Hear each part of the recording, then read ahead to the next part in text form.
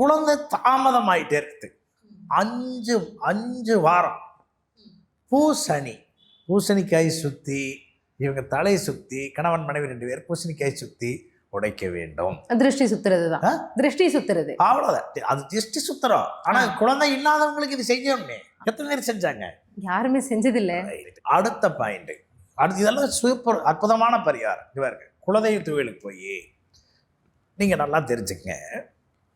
ஒரு குழந்தை வளைகாப்புன்னு செய்வோம். ஒரு கருத்தரிச்சது வளைகாப்புல என்ன பண்ணுவோம்? எல்லாருக்கும் அவங்கள உட்கார வச்சு வளையல் போடுவோம். அந்த வளைகாப்பு போடுறதுக்கு என்ன சாதம் வைப்போம்? கலந்த சாதம் ஒரு 5 வகை சாதம் வைப்போம். இந்த சாதத்தை 5 வகை எடுத்துட்டு போய் குலதெய்வத்து கோயிலில் கொண்டு போய் வச்சு, அல்லது உங்கள் ஊரில் இருக்கிற ஒரு தெய்வம், உங்களுக்கு பிடிச்ச சாமி, குலதெய்வம் முதல்.